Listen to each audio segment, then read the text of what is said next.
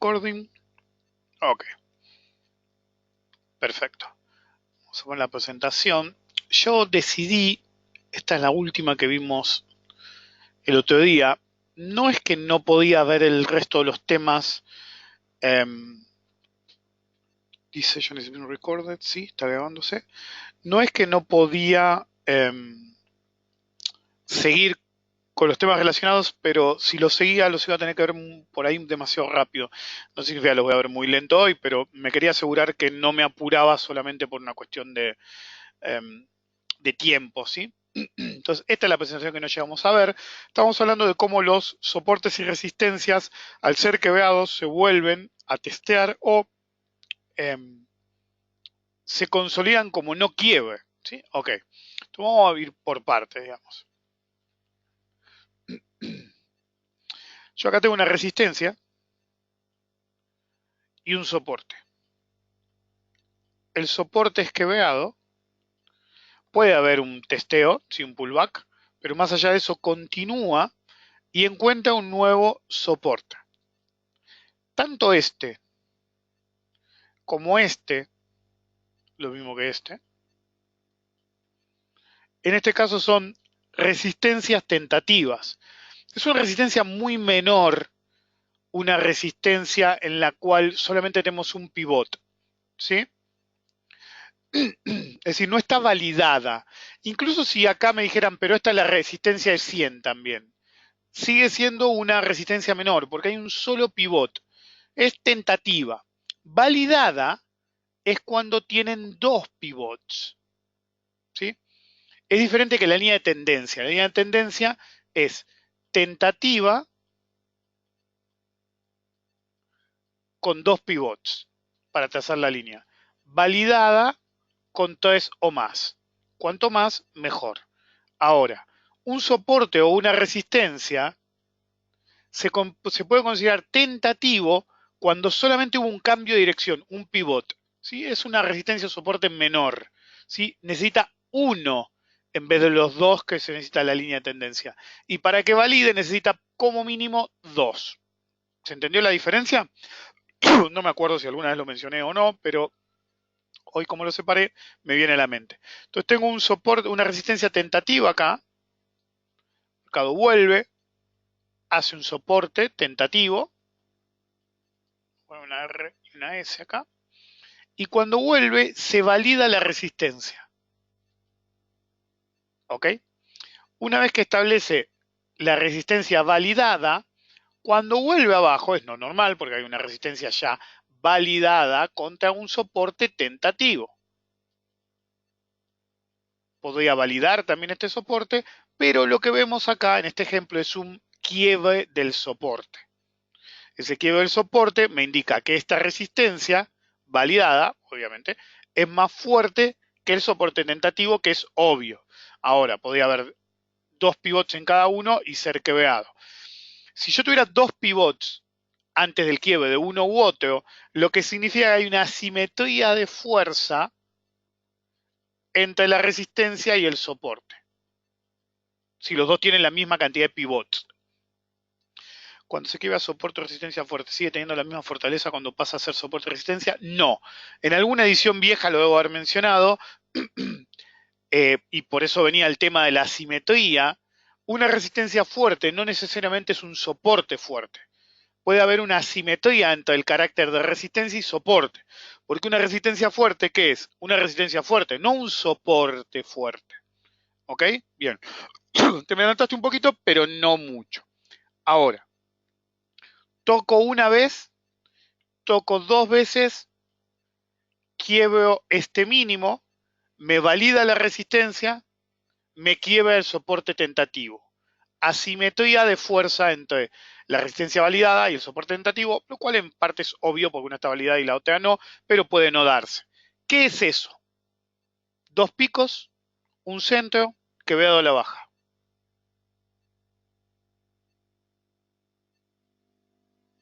Me están contestando algunos. Y en el caso que se cumplan los patrones de volumen sería un doble. Es lo mismo. Ok.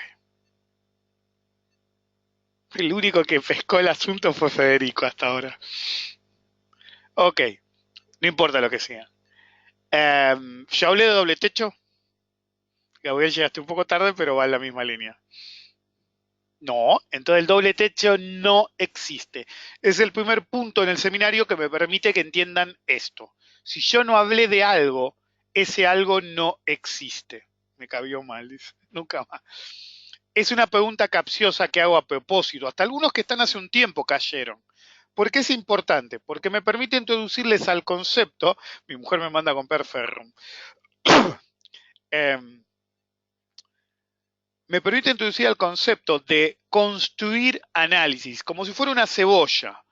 Cada etapa de análisis tiene que construirse encima del otro. Y mira que ya lo escuché esto en los videos y caí como un perejil, me dice Gonzalo. No es una cuestión de perejil, es una pregunta capciosa hecha a propósito para que entiendan que el análisis tiene que construirse. El doble techo todavía no existe y aunque lo hubiéramos visto, todavía no existe. Lo primero que es una lateralización y en un gráfico como ese podríamos estar hablando de distribución, dos picos que hacen una resistencia validada y un soporte tentativo que es quebrado. Como alguien dijo por ahí, puede ser una reversión en la dirección, un cambio de tendencia. De hecho, el cambio de tendencia es obvio. Vamos a cambiar de color.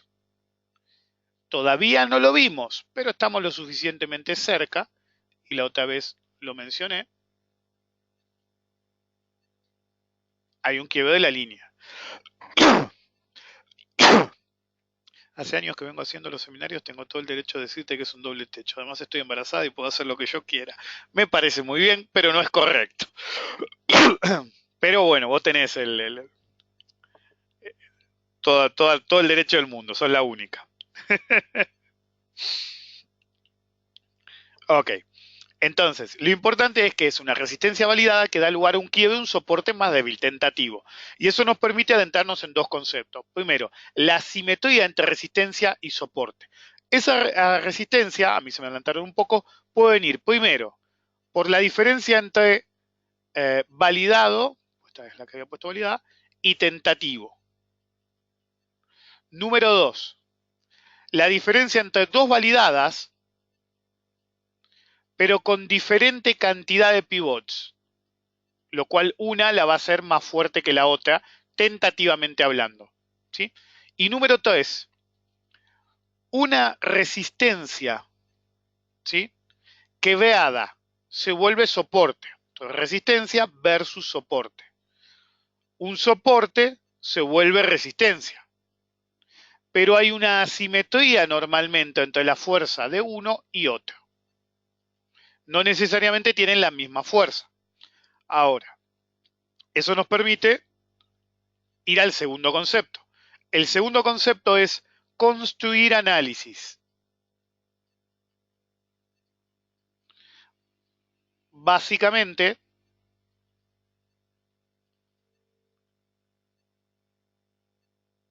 una capa sobre otra. Me sirve que se me hayan cruzado dos, porque a veces se interconectan. No necesariamente hago una cosa y paso a la otra. A veces voy y vuelvo, y construyo cada vez más análisis. Y eso nos lleva al tema de los indicadores, que obviamente todavía no vimos, pero nos lleva al concepto de que nosotros vamos de lo más importante y significativo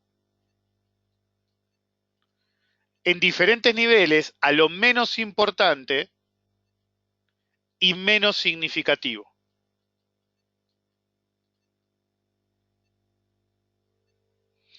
Va en trabajo de línea nada más. Entonces, acá me dicen, ¿qué es más importante, la línea de tendencia o los soportes y resistencias? En realidad van en el mismo grupo, pero al mismo tiempo, ¿una línea horizontal tiene pendiente? No. Entonces, con un solo pivot, si yo les pusiera un gráfico y dijera, ok, pónganme el pivot mayor que vean, la línea de resistencia, todos me podrían la misma. ¿Se entiende a lo que voy? Hay menos lugar para la subjetividad. Sujeto a eso, siempre el trabajo de soporte y resistencia es más importante que el de tendencia. Es decir, ahora les hago el orden en el que van, pero primero quería terminar con una idea. Esto es simple. La base, lo más importante, puede contradecir a lo menos importante, pero lo menos importante no puede contradecir a lo más importante. Cuando uno hace análisis, hay un grado de importancia. Voy a poner acá. Entonces, lo primero que tienen que hacer es análisis, llamémoslo de microciclo. No por chico, sino porque no estamos hablando de análisis de ciclo propiamente dicho, pero sino que el microciclo busca detectar acumulaciones, participaciones públicas y distribuciones. Nada más. Como esto no es un seminario de ciclo, no voy a ahondar en eso. Ahora, eso es lo principal. Tratar de identificar acumulaciones, participaciones públicas y distribuciones. Número 2. Vamos a poner el 2 directamente y acá pongo un 1. Trabajo de línea. Principalmente soportes y resistencias. En segundo lugar, líneas de tendencia. En tercer lugar, soportes y resistencias dinámicos. Me estoy adelantando un poco, ya lo sé. En tercer lugar, análisis de ciclo. Eso es Fibonacci, extensiones y retrocesos. Ese es el núcleo. Después pasamos al siguiente nivel. Todo lo que es velas, diferenciamiento de velas, ¿cómo se llama? Se fue la palabra. Debilidad a la alza, debilidad a la baja. Está como en el medio de las dos. Porque para hacer todo lo que está de acá para abajo, necesitamos un gráfico. Y para esto también necesitamos un gráfico. Pero este trabajo viene antes. Entonces, si quieren, uno ve soporte, debilidad al alza, debilidad a la baja. ¿Se entiende? Todo eso va ahí, en el primer ítem. Ya expliqué, pero todavía no se me están adelantando. Me voy por los tangentes, por preguntas, no se me adelanten demasiado. Ok. En otro color y en otra parte, vamos a usar azul. Voy a seguir acá. Acá voy a seguir. En cuarto lugar, viene el trabajo de ciclo propiamente dicho. Eso se ve en análisis técnico avanzado, que es Elliott, Fibonacci avanzado. Y en último lugar, indicadores. Los útiles, los que sirven, pero en último lugar, los indicadores. ¿Se entiende?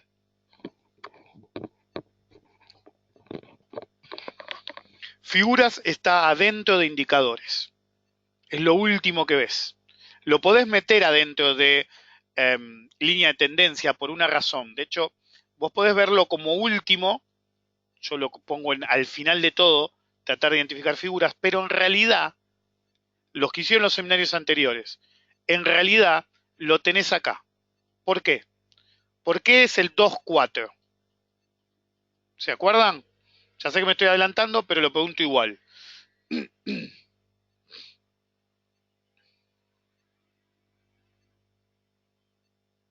Correcto, Andrés lo dijo primero que nadie.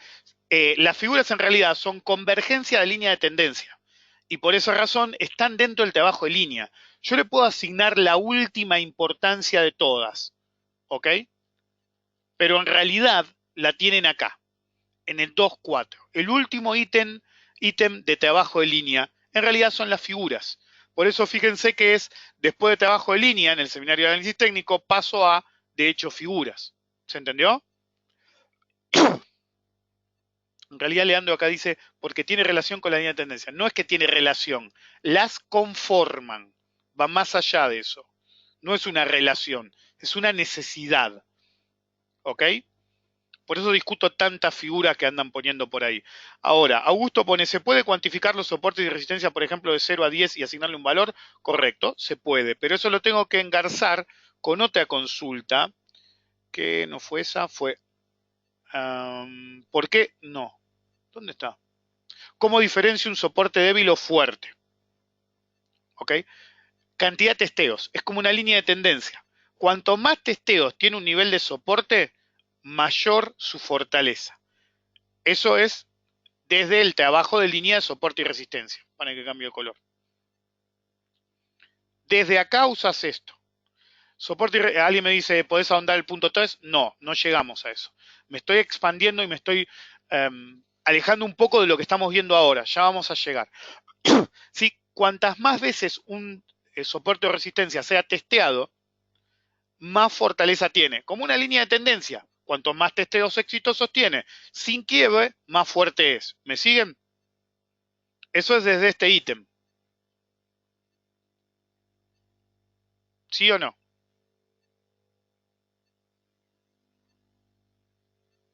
Ok. Entonces, el volumen en realidad está acá adentro. Lo voy a poner en otro color. El volumen, como actividad, es parte fundamental de identificar acumulación, participación pública y distribución y todo lo que está acá. ¿Ok? Pero esto es el volumen tratado como volumen. El volumen también puede ser indicador. Volumen vertical, volumen horizontal o volume by price. Me quedo pegadito. Volume by price o volume at price, depende, o volume profile. Hay muchas técnicas. Entonces, ¿cómo puedo detectar la fortaleza de un soporte o resistencia? Simple. Número 1, por la cantidad de testeos exitosos sin quiebre. Número 2, con el volumen como indicador, volume by price. Si me hacen acordar, si alguien me hace acordar, cuando veamos el día, no necesariamente la etapa del seminario, en la que vamos a ver indicadores matemáticos, quiero usar de ejemplo PGR y por qué cierto lado y se equivocó en decir que veía algo en el volume by price, ¿ok? Que básicamente nos lleva en la dirección de lo que estoy hablando. ¿Sí? Si alguien me hace acordar, mejor. Si no, veremos si me acuerdo yo.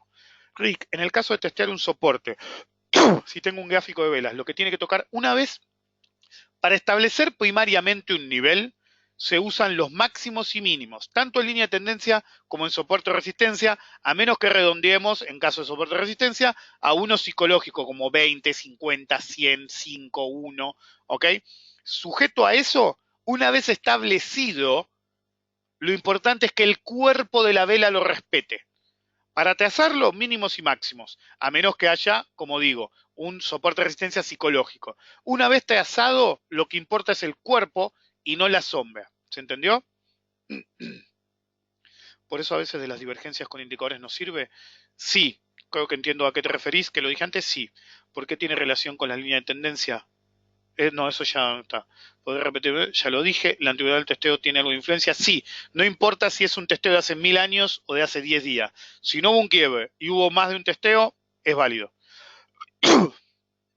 Es necesario que el volumen aumente en el soporte. No estamos hablando de figuras, así que realmente no importa. Pero el volumen siempre es importante para confirmar tendencia. Por ende, es importante para confirmar quiebre. ¿Sí?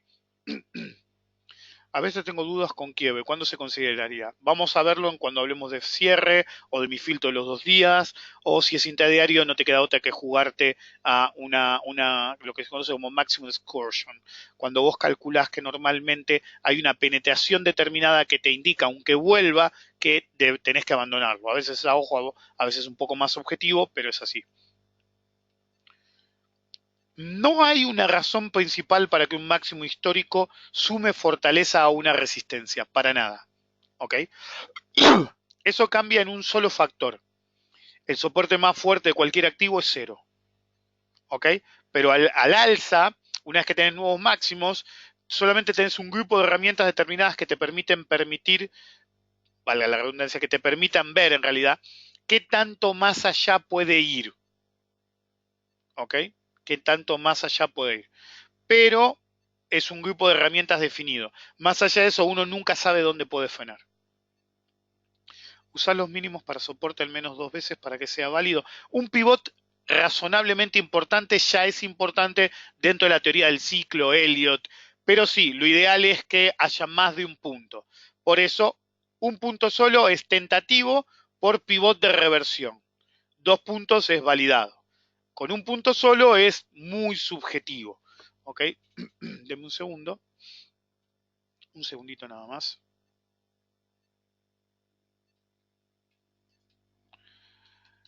Ahora le digo, lo tengo que poner, no me queda otra.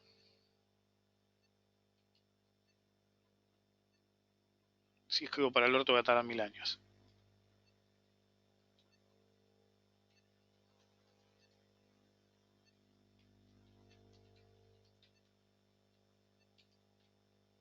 Cuando lo lean ahora o dentro de un rato en Twitter van a entender. No podía no ponerlo. Ok, ya llegué al final de las... No, no llegué a un soto, a ver. Sí, ok. ¿Se entendió hasta acá? Este es un resumen que les hace importante ver por qué es necesario en lo posible, si asisten a todas, asistir a todas. Yo nunca sé para qué lado voy a ir con los ejemplos.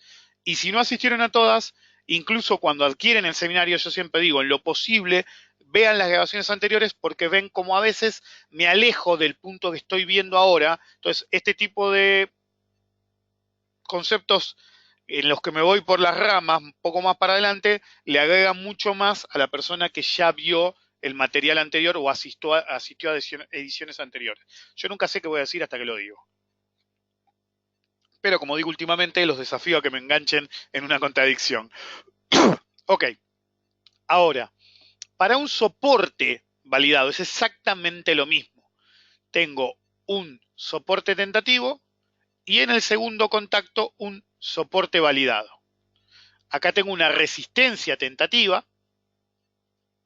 y cuando quiebre la resistencia puedo tener un pullback, pero lo importante es que este nivel se demostró como más débil que este nivel. Así me acuerdo, voy a tratar de acordarme, amor. ¿Alguna duda hasta acá?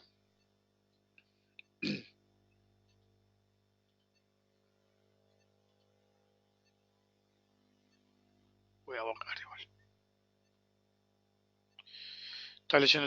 Estabas leyendo noticias en el router mientras nos hablabas por el tweet de inflación, multitasking. Sí, de hecho estoy viendo 6 monitores al mismo tiempo. Y agradezcan que hoy es feriado en Estados Unidos. Pues en abuelo de pájaro veo 2, 4, 6, 8, 9 monitores. Y mientras hablo, como puedo seguir hablando, eh, miro noticias, cosas. Sí, no me es muy complicado hablar de este tema. Y eso que improviso un montón. Pullback es en diario, ¿cuántos días llevaría? No se sabe. Puede ser que tenés envidia. Puede ser rápido o lento. Ok, no hay una fórmula mágica. Si no terminas comprando un back, dice mi mujer.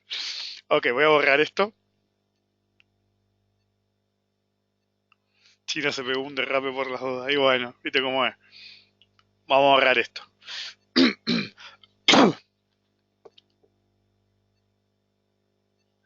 Ok, entonces, este desarrolla el tema del pullback.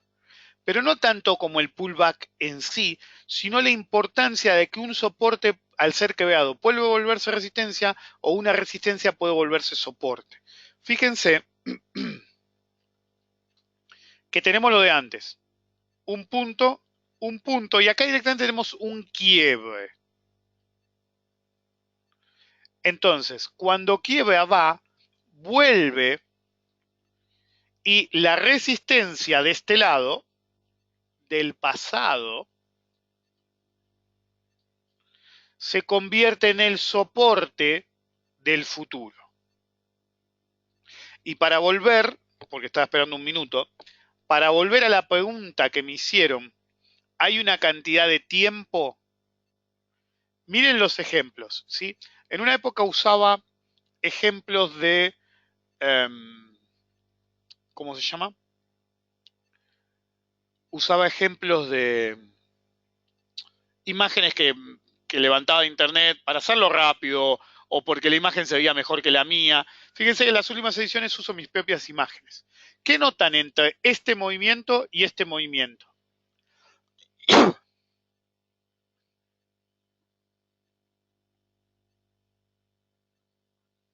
No es testeo, sí que veo. Correcto, son simétricas. Entonces, ¿qué me estoy refiriendo? En línea con la pregunta de Gustavo, lo que estoy haciendo acá es dejar implícito el tema de ciclo y de Elliot, simetría de movimientos. Pero si ustedes quieren que yo hable, de hecho probablemente mañana hay un ciclo de plugin que es dentro del grupo de asesoramiento únicamente, básicamente voy a hablar precisamente de esto, los grados. Hay una posibilidad de estimar también el tiempo por simetría o por radios temporales, pero excede totalmente este seminario. Hay una forma de calcular el potencial tiempo de pullback y la potencial profundidad de pullback. Si de hecho no es un término de probabilidad tiempo, probabilidad precio, sino es una probabilidad de matriz. Creo que es algo que nunca llegué a enseñar del todo, porque las probabilidades directamente no las enseño, escupo los números nada más, pero sí, eso es mañana, plugin más. Está en la sección del plugin del Slack, porque es asesoramiento y plugin, tienen que tener las dos cosas. Entonces, hay una forma, uno tiene varios modelos de probabilidad, ¿sí? Pero en una división, plugin solo no, tiene que ser asesoramiento y plugin. Hay cosas que sí o sí, es decir, pasó una vez con opciones avanzadas, no pasa mucho, pero hay seminarios que pido varias correlaciones. Por ejemplo, estás en asesoramiento y no tenés plugin y tampoco lo ves. Ok, en probabilidades, por lo menos en mis modelos, hay varias formas de agrupar el tipo de probabilidad, ¿sí? Entonces, una de las formas en mis modelos de probabilidad es probabilidad precio, es decir, tanto es si solamente probabilidad de nuevo máximo o mínimo o asignado a un nivel. Pero eso es probabilidad precio. En segundo lugar, uno puede hacer la probabilidad tiempo. La probabilidad tiempo es única y puede llegar a tardar tanto tiempo en este movimiento, emular a este movimiento, o aunque no haya simetría perfecta, cuánto tiempo podría llegar a tomar a que después de un máximo venga el pullback o después de un mínimo venga el pullback. ¿Ok? Eso es probabilidad tiempo. Y en tercer lugar, en realidad son 4, pero vamos a ver qué tanto las desagrego, tenemos la probabilidad tiempo-precio. La probabilidad tiempo-precio lo que me va a decir es cuál es la probabilidad de alcanzar el pullback o una zona específica del pullback en tanto tiempo y en tal profundidad. ¿Sí? La probabilidad de que llegue acá en 2 días, acá en 3, acá en 1, etc. ¿Ok? Y en cuarto lugar, no me va a quedar otra, está la probabilidad en matriz. La probabilidad en matriz, no sé si hasta no es la primera vez que la explico, igual no la voy a explicar, solamente voy a explicar es el híbrido de las tres.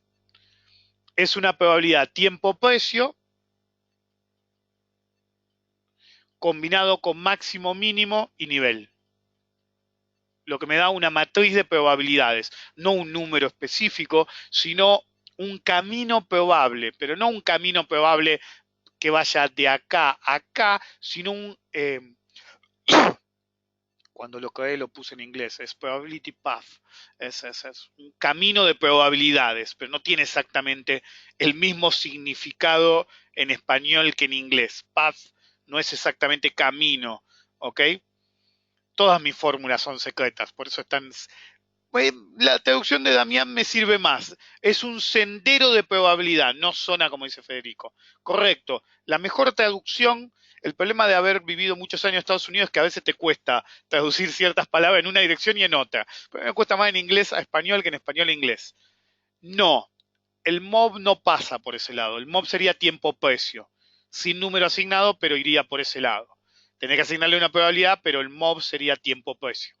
Un sendero, gracias a Damián, sin un probability path o un sendero de probabilidad, marca el sendero de probabilidades. Básicamente te permite ver la ecuación, los números que escupe la ecuación a través de, es como, hay algo que se llama probability cone, ustedes tienen un gráfico, de golpe termina y el probability count hace esto. Le dice el rango en el que podría estar. ¿Ok? No es muy útil porque pone los rangos muy separados, no lo divide en cuartiles, ¿sí?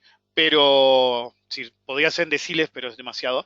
Pero en vez de dividirlo en cuartiles, directamente te da zona máxima y zona mínima. Entonces no tienes tanta utilidad. Cambio mi método de probabilidad en matriz, el probability path o el sendero de probabilidad, lo que me hace es toda la ecuación. Entonces, claro, a veces pasa que mi gráfico tiene un número y yo digo otro. No es muy usual porque no quiero crear confusión, pero a veces pasa que yo digo un número y mi gráfico dice otro, ¿ok? Pero me estoy yendo muy de tema. Sobre el final podés repetir los precios del grupo de... Pedímelo al final, lo de tarifas y eso. Entonces, básicamente esos son los 4 métodos que hay. Entonces, para responder la pregunta de Gustavo, uno necesita asignar probabilidades sí o sí. Si no tiene las probabilidades, no puede decir en cuánto tiempo puede ser. Porque eso es como asomarse y decir, y bueno, parece que va a llover, ¿no? Y sí, ¿en cuánto tiempo? Ahí en 1 hora o 2. ¿Viste la información satelital? No, pero viste, qué sé yo. Me mojé la oreja, me mojé el dedo, me lo metí en la oreja y me dice 2 días. O los viejos dicen, cuando me duele la rodilla, llueve. Todo bien, pero es medio ad hoc el tema. Mora se está porque se siente mal, pobrecita. Cuando publicás las probabilidades por Twitter, ¿referís a estas probabilidades? En ocasiones depende del caso, es decir, depende de la utilidad. Incluso en el grupo de asesoramiento puedo estar haciendo referencia a cualquiera de todas estas. Puede ser esta probabilidad, esta probabilidad, esta probabilidad, esta probabilidad o esta probabilidad.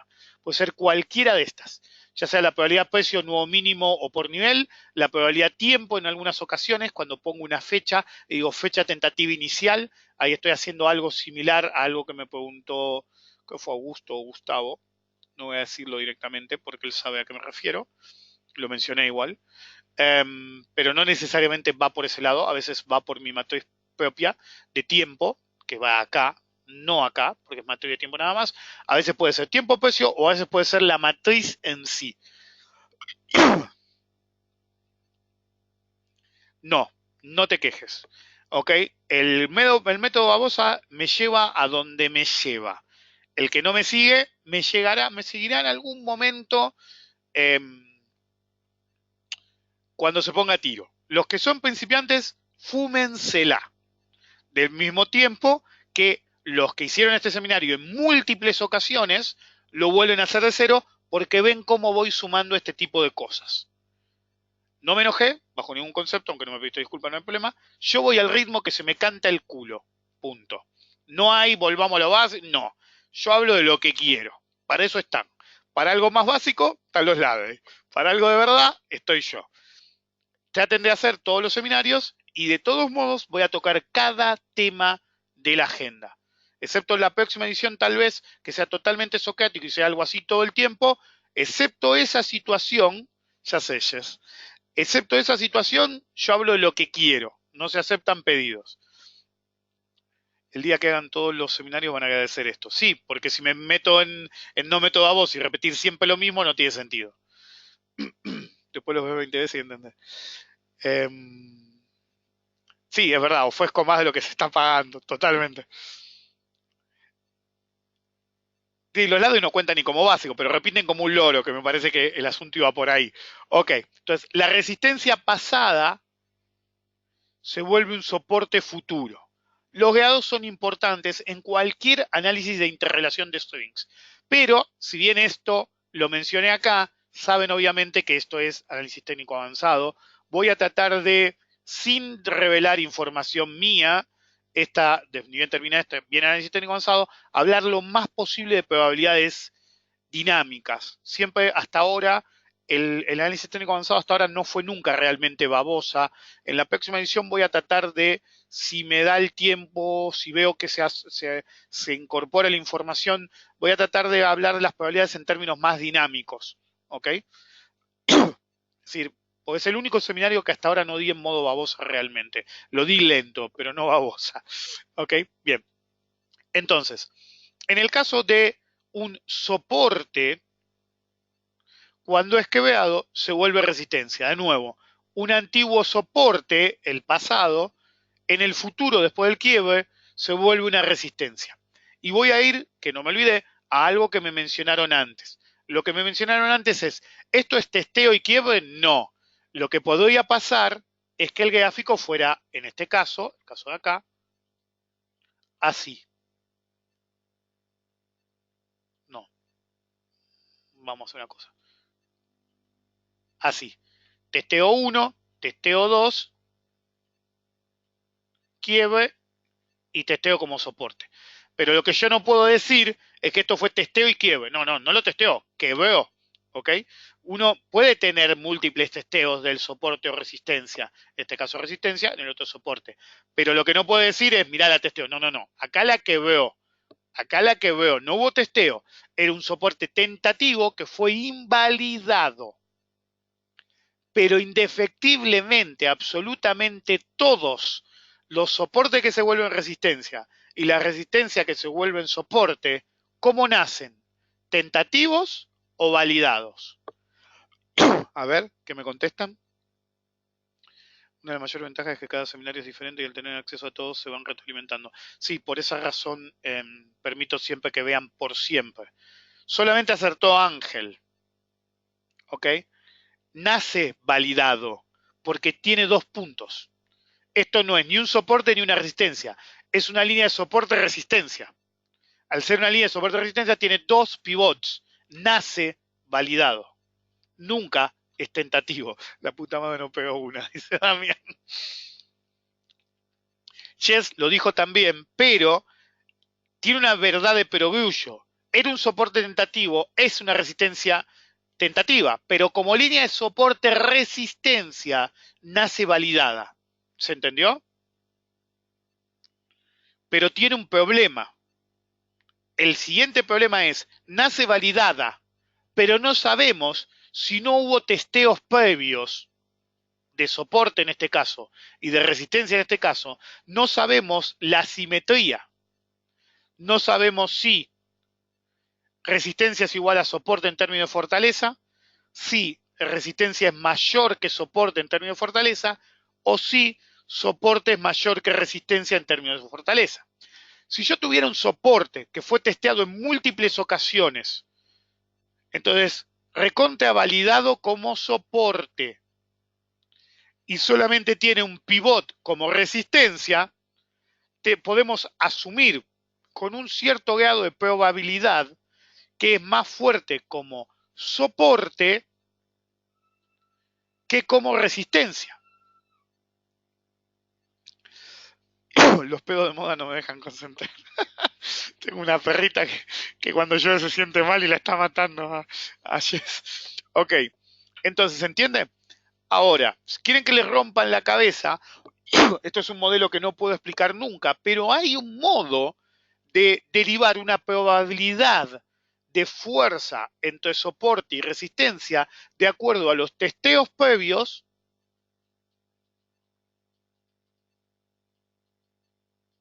Esto sería la probabilidad de la fortaleza de una resistencia o soporte testeado en múltiples ocasiones, como en un asterisco, previamente, contra un solo pivot de su contrario, y tengo 2 insumos, la cantidad de testeos y la volatilidad histórica y ATR del periodo de los testeos. Con esto se mete en una ecuación y me permite saber la probabilidad de quiebre de la resistencia en este caso o del soporte en este caso. ¿Se entendió? Las probabilidades están en todas partes, todo el tiempo.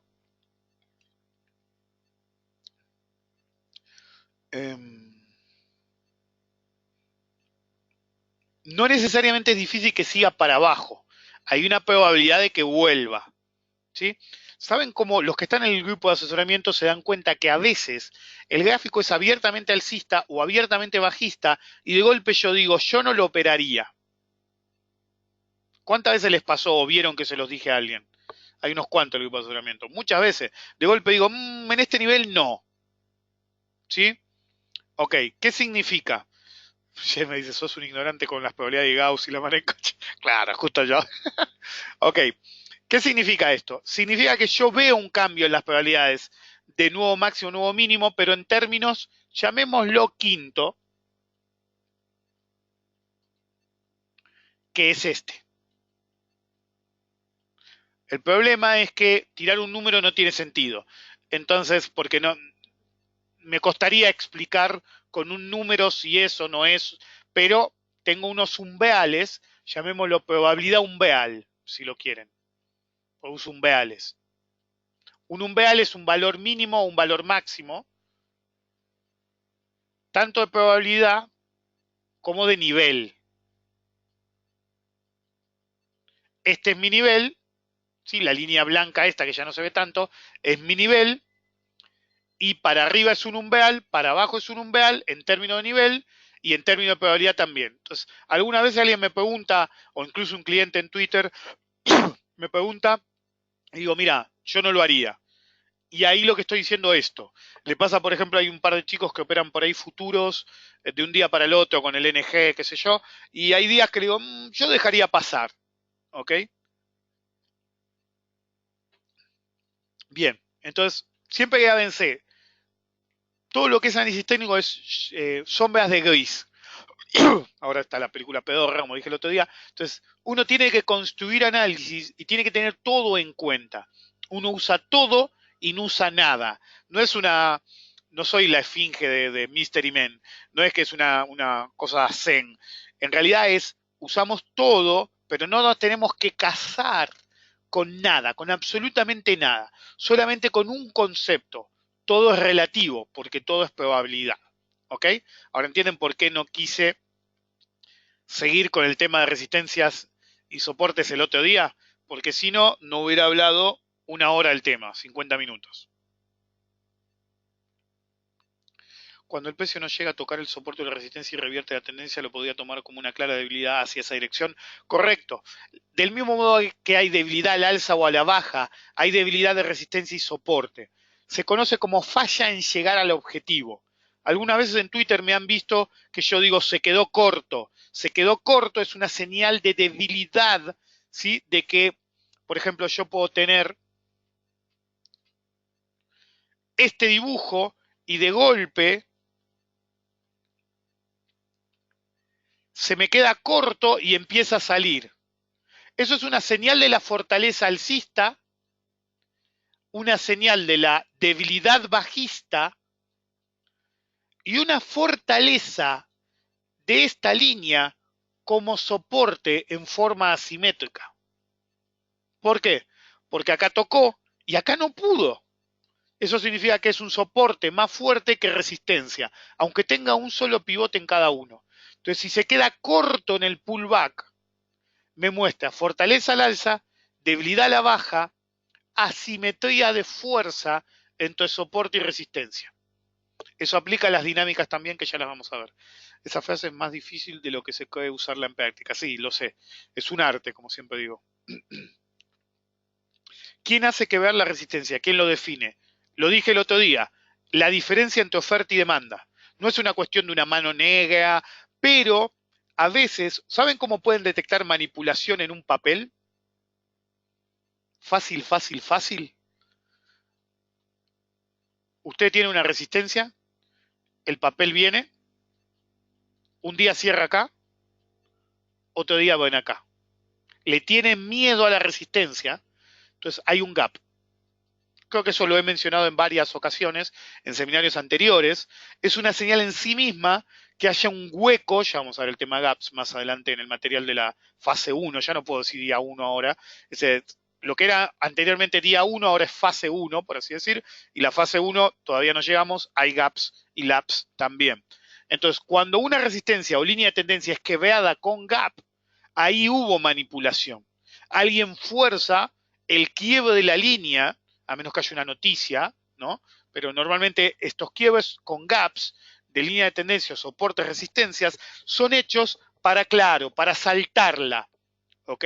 Para generar un dinamismo, aunque sea artificial, para poner la pelota en movimiento, para que la inercia de esa suba repentina haga que cuando vuelvas esto sea soporte.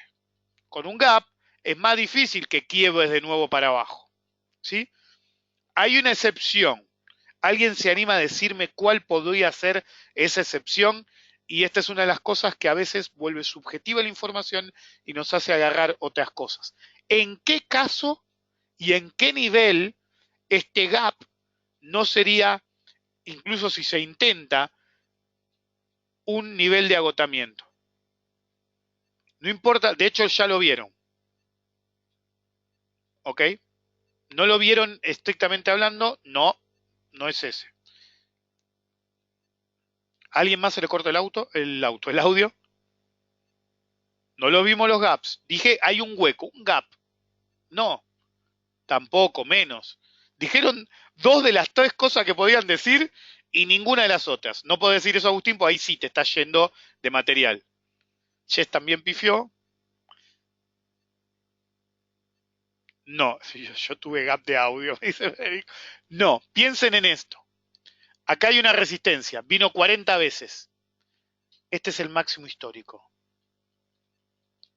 Te hacen el gap acá. Trampa alcista.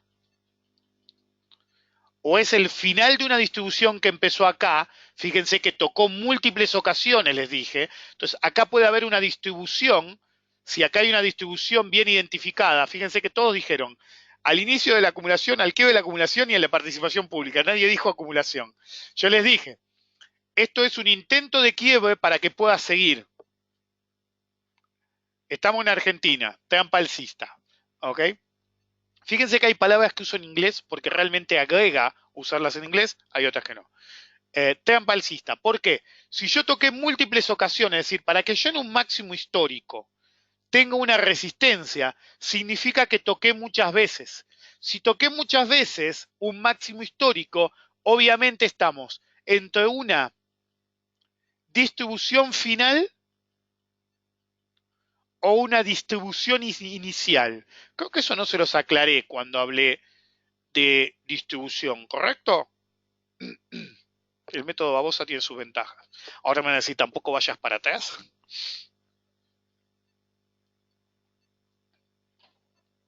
Me parece que me voy a tener que mudar al living porque esta realmente me está matando. Ahí andate, es la tablet. Hablé de la distribución inicial y o intermedia y la distribución final. Falta un... Ok. Uno puede tener una distribución fuerte, ¿sí? Pero no necesariamente es la última distribución. Puede ser una distribución inicial. Y después, cuando tenés un gap, no te pasa esto de acá. No que veas una resistencia de soporte. Estás en máximos históricos. Puede pasar también que continúe, como le pasa al Bitcoin y a algún activo, ¿sí? Totalmente. Pero si tenés un comportamiento de una resistencia importante y te cruzan con un gap, es una trampa alcista, no un intento de jump the creek, si lo quieren decir así. No, no es reacumulación, eso es una etapa anterior, perdón, ¿sí? Es decir, esto podría ser una reacumulación, que no quiero hablar del tema porque es el término de Wyckoff, y acá no haber un gap. Pero si acá hay un gap, significa que quisieron hacer esto, cruzar del mejor modo manipulando, alguien manipuló, puso guita para saltar el nivel y poder seguir más allá del nivel que no podían seguir. Ahora, si yo tengo en zona de máximos históricos una resistencia realmente importante, tengo mínimo una distribución, nada más. No tengo más información. Tengo un proceso de distribución. Recuerden, no una distribución, un proceso de distribución. ¿Por qué es importante la diferencia? Porque una distribución implica ya terminó. Un proceso de distribución implica que por ahí no terminó el movimiento. Es como cuando yo digo comportamiento de onda 3. Me dejo, sé que es de otro seminario, pero para que entiendan, puede ser una C o 3. Yo digo que se comporta como una 3, pero puede ser una C extendida. Por eso uso el término comportamiento de onda. Entonces, en una distribución hablamos de proceso de distribución. Lo mismo que en una acumulación, hablamos de proceso de acumulación. solamente hay una de las tres etapas que no se puede hablar de proceso, la participación pública. ¿Es o no es? Punto. Pero ahora, la distribución o la acumulación puede ser un proceso. ¿Por qué? Porque en un proceso de acumulación ustedes pueden tener, que sería el caso de acá, ya lo vamos a ver, una trampa bajista. Y en un proceso de distribución pueden tener una trampa alcista. Entonces, si acá hubiera un gap, sería una trampa alcista y podrían tener una distribución final posterior. ¿Se entendió? Entonces, lo que consideramos una distribución, un proceso de distribución, al ver una trampa alcista, es indefectiblemente una distribución inicial. Luego de la trampa alcista, si se da un comportamiento similar, tenemos una distribución final. Ahora, si yo cruzara este nivel sin un gap, no tengo la garantía que este proceso fue de distribución en esta etapa de conocimiento. Pero podemos tener la señal del volumen emocional. Número 2, el incremento sostenido del ATR y volatilidad histórica es indefinida más bien en un proceso como ese. Me puedo apoyar en, todavía no llegamos, el volume by price en construcción, que me lleva al concepto ese de PGR que les dije que estaba mal, pero en ese momento, ¿sí? En un máximo podría estar haciendo una distribución por volume by price. Ahora, necesito tener un movimiento muy marcadamente alcista previo o muy marcadamente bajista previo. En el análisis que hicieron ahí no podía hablar de acumulación por volume by price. ¿Ok? Si me hacen acordar, voy a hablar de este tema. El volumen puede ser errático, no necesariamente expansivo, y indirectamente, aunque no llegamos al tema, no voy a hablar de la figura, pero podemos tener una divergencia de líneas. Obviamente estoy hablando de un triángulo expansivo, pero como no llegamos a triángulo expansivo, pero sí ya tenemos el concepto de línea, podemos tener una divergencia de líneas de tendencia con incrementado ATR y volatilidad histórica incrementado. El ADX no es el mejor para detectar este tipo de comportamientos, pero sí. Tengan en cuenta que el ADX es un mal sucedáneo de la volatilidad histórica. ¿Ok? Cuando uno conoce la volatilidad histórica y la usa, entiende que uno debería usar la volatilidad histórica y no el ADX. ¿Ok? Ok. ¿Se entendió más o menos todo esto? ¿Lo suficiente como para que sigamos? Claro, cuando se habló de, un grupo de gente habló de juntemos plata para levantar a PGR, básicamente hablaban de eso, intentar hacer un gap, ¿ok? Pero pregúntense esto, un grupo de pelotudos juntados en Facebook, no importa cuánta guita tengan, ¿se creen que van a poder juntar tanta guita como para hacerle un gap al tipo que te ejerce warrants en London sin control y te da con un caño? Imposible, ¿ok? Entonces, la manipulación es un arte. Hay que saber cuándo, cómo y por qué. Yo he manipulado Banco Macro Bansud, cuando era Bansud, con $1000 contra, estaban sentados a 3 metros mío, 70 millones. 1000 contra 70 millones y gané yo. No es una cuestión de guita, es una cuestión de habilidad. La manipulación en puntos críticos es un arte. El manipulador, el artista de la manipulación, lo primero que sabe es cuándo es viable manipular y cuándo no es viable manipular. Volvemos al ejemplo que dije la otra vez, cuando en el mínimo del 2008 de los bonos, una vez que todos mis clientes, yo, mis amigos, etcétera, compramos, agarré y salí a manipular, a manijear, si lo prefieren, para arriba. ¿Por qué? Por un punto crítico de manipulación posible. Ni siquiera tuve que poner guita, tuve que abrir la bocota nada más. Rick, la volatilidad histórica en distribución aumenta entonces al igual que el ATR. Lo que aumenta dramáticamente es el ATR. La volatilidad histórica más bien debería bajar, puede subir. Es ambigua en una distribución. En el seminario AT o PC, que es gratis para los que tienen tanto análisis técnico como opciones, mostraba cómo usar análisis técnico, por ejemplo, ATR volatilidad histórica, tipo escáneres, para decidir qué estrategia deberían hacer, pero básicamente lo que les estaba diciendo es cómo detectar una distribución, cómo detectar una acumulación, cómo detectar una participación pública, un mercado alcista, un mercado bajista, pero a lo que íbamos es, la volatilidad histórica debería bajar, no muy marcadamente, pero levemente, porque al alza la volatilidad histórica tiende a bajar. Ahora, si se vuelve muy emocional el proceso de distribución, ya sea inicial o final, o proceso de distribución, si lo que prefieren, la volatilidad histórica va a subir igual. Entonces, es un problema de qué caso te enfrentás. No hay una regla fija en volatilidades históricas en distribuciones o procesos de distribución. No, pero sería divertido verlo, Emiliano. Ah, lo del intento. No creo que sepan siquiera el concepto, probablemente. Por ahí tiene la de los cheques voladores. No puedo entender nada. Básicamente corren al matadero, como dijiste en el último podcast. Correcto. Es lo que siempre digo. Si están todos los boludos adentro y los grandes venden, cagaste. El grande no te va a acumular acá. El grande, si te acumula PGR, te va a recomprar todo lo que te invocó cuando vos lo escupas. Para que un grande acumule PGR, en el mejor de los casos, tiene que ir a 6, 7, 8 mangos. Probablemente a 5 o menos. Si no, no te acumula. ¿Y para qué te va a acumular si tiene los controlantes tienen más del 70% de la compañía? No tiene sentido. ¿Ok? Lo que sí pueden hacer es ponerte las 5 después de haberte matado, recomprar lo que vendieron de los warrants, hacerlas subir y meterte una suscripción. Esa clásica. ¿Ok? Me parece que con Hegal tenés un ejemplo claro, o por lo menos lo interpreto así. No me quiero meter mucho en ejemplos. Vamos a ver. Es decir, esta es una zona del material que prefiero verla puramente teórica, porque el problema de ver un gráfico es que puede incorporar información que tengo que decir, mira, esto no ignoralo o no. Esto prefiero que se mantenga en examen, en análisis totalmente ideales. ¿Ok? Después, obviamente, el arte está en no usar lo ideal. A la baja es exactamente lo mismo. Yo puedo tener un pivot tentativo de soporte, un quiebre y un pullback. Si fallan llegar, entramos al concepto de probabilidad por umbral.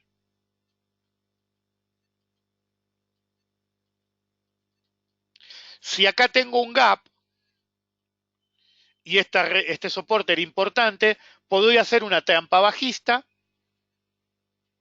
y esto ser un proceso de acumulación, como un P, y esta una acumulación final. Ignoremos esto, una acumulación final, en el caso de una trampa bajista. Es un clásico setup de Wyckoff lo que estoy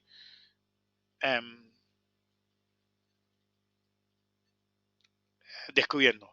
¿Sí? Acumulación, trampa bajista y acumulación final. De hecho, en Celu nos comimos como 3 de estas. ¿Podés socatizar un toque sobre el tema de la suscripción que decía? Ok, el tema es así. Una clásica manipulación de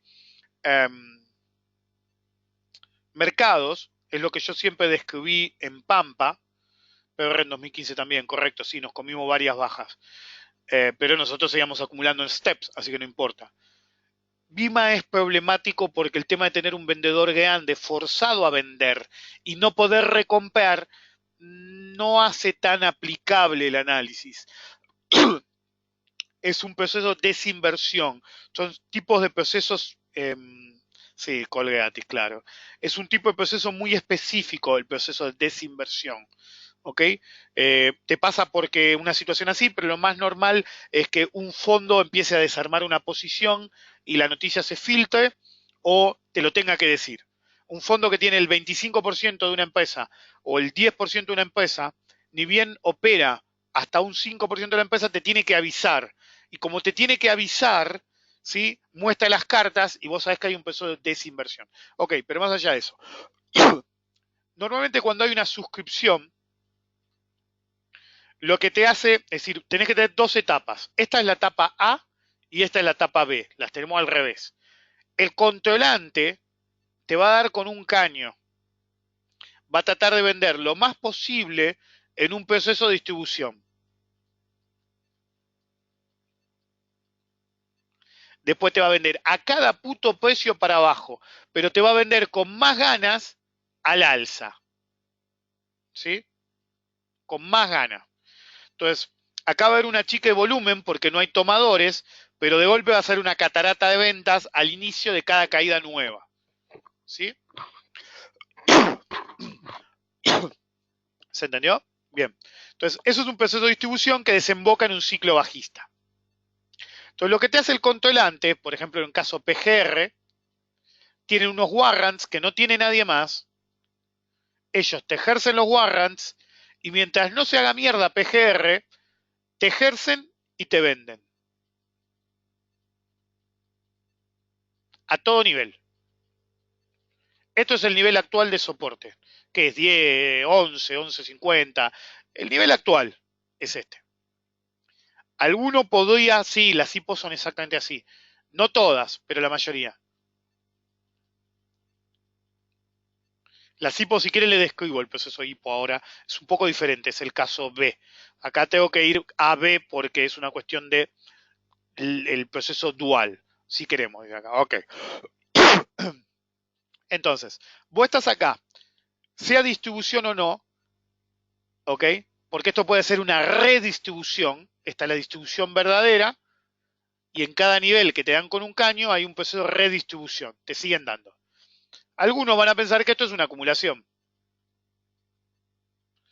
Entonces, si quiebra y sigue, para que al que va a operar en B, que está vendiendo los warrants, ejerciendo y vendiendo los warrants, ejerciendo los warrants y vendiendo el papel, te da, necesita recomprar. Si los tipos te están claramente vendiendo de 15 a 11, alguien que se mete en este proceso no te lo va a hacer por 2 pesos. ¿Se entendió? Entonces, en mi experiencia en fondos, algunos dicen, para un fondo un 1% es buena guita. Totalmente. Para un fondo un 1% es buena guita. Pero ustedes tengan en cuenta eso. Si vos entrás en el proceso de haber adquirido los warrants, hecho el cambio de nombre de la compañía, absorbido la compañía, ejercer los warrants, vender los papeles, vos necesitas en todo ese proceso como mínimo le pedís de un 20 a un 30% de ganancia como piso. ¿Qué ganancia? Short close. Ejerzo, tengo mis papeles, los vendo, pero temporalmente. Es el proceso que le estoy explicando ahora. Hay un solo proceso diferente. Vendo director. ¿Alguien se imagina a qué me refiero?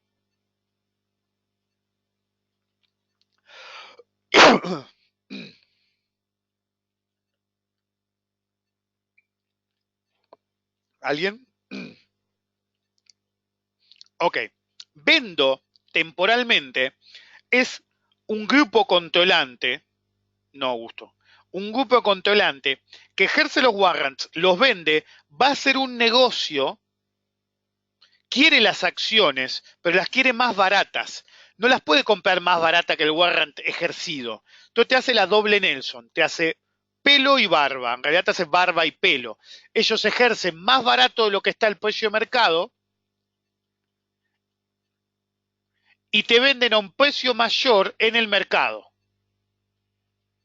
Entonces la cotización actual de PGR es más alta que el precio de ejercicio de ellos.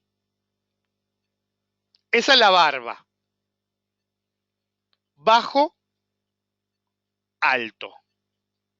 Y te tienen que completar el pelo y barba. ¿Cuál es? Una vez que venden, están en vendo temporal. En realidad, venden acciones que ejercieron del warrant, pero es un short implícito. Tienen las acciones, las venden, pero para recomprarlas más barato. Si vos te comés todo esto, como mínimo, desde el precio de cierre, le pedís del 20 al 30, porque acá ya le hiciste el 10 o el 20. Entonces le ganaste el 50 de punta a punta, pelo y barba. Entonces vos le pedís como mínimo menos 20. ¿A vos te quiebre acá? ¿Cuánto vale? 11.50 que valía hoy. Hoy la miré temprano, la verdad que no me acuerdo. 11.02, llegó en un momento, la verdad que no sé. 11. ¿Cuál es el verdadero soporte que tiene este papel? 10. Hasta 10 te siguen dando. Te siguen ejerciendo, te siguen dando.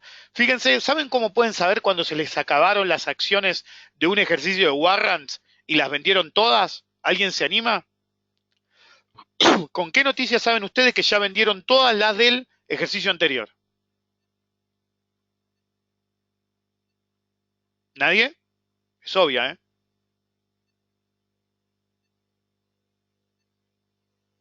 No. Les dije que es una noticia, no un hecho. Además pueden vender para arriba tranquilamente. No necesitan matar el activo. Ahí entra el algorithmic trading incluso en una basofia como PGR. El algoritmo puede ser un tipo metiendo la operación. No. La noticia es, de golpe sale que de nuevo, no suscripción, que de nuevo ejercieron warrants. Ya salió todo 4 veces, o 2 o 3 veces. Entonces, cada vez que sale una nueva noticia de que ejercieron warrants, significa que ya te enchufaron todas las acciones y ejercen de nuevo para seguir enchufándote acciones. ¿Se entiende? Cada que sale la noticia de suscribieron y vos te enterás, significa que la suscripción anterior de warrants te las enchufaron todas. Y vos seguís juntando plata, sacando el préstamo, hipotecando la casa, pidiéndole un familiar, porque es el negocio del siglo. ¿Se entendió? En determinado momento no tienen más para suscribir. Soporte fuerte 10. Ahí te quedan 10. Por ahí no les sale. La vaquita les compran, ellos se embocan. Ojo que no siempre al grande les sale lo que quiere. Pero lo que te garantizo, les garantizo, es una cosa. Eventualmente quiebre a 10. Si quiebre a 10, saben que estos tipos o vendieron todo lo que querían o quieren asegurarse el negocio. Entonces te quiebre a 10, probablemente con un gap, pero con un gap de aceleración, no con una trampa bajista. Entonces si vos le pedís un 20 de baja por lo menos al 30, vos como mínimo, si hiciste todo este proceso, pedís que PGR vaya de 6 a 7 mangos y óptimo que vaya a la zona de 5. ¿Alguien se anima a decirme por qué, si el negocio está de 6 a 7 o de 6 a 8, los tipos la quieren en 5? ¿Alguien? Más no. Acumular tampoco.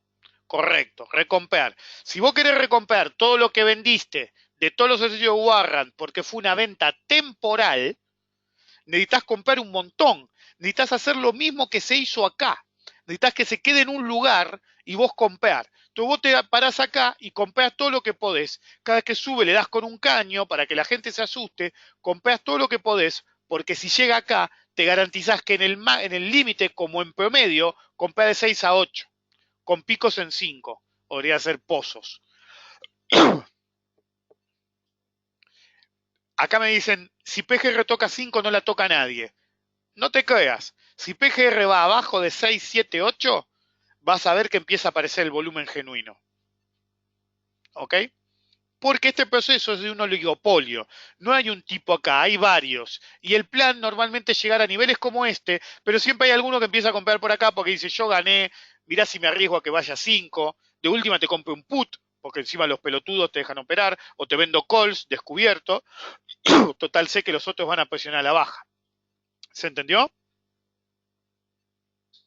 Si va a 5, mejor, porque me aseguro de que voy a alcanzar mi objetivo o de 6 a 8. Seminario de administración de cartera. Seminario de administración de cartera. Si yo quiero operar a 6 a 8, ¿en qué nivel compraría idealmente? Va en la misma línea, pero contesten en orden. Si yo quiero comprar a 6 a 8, ya lo dije, ¿en qué nivel quiero idealmente empezar a comprar?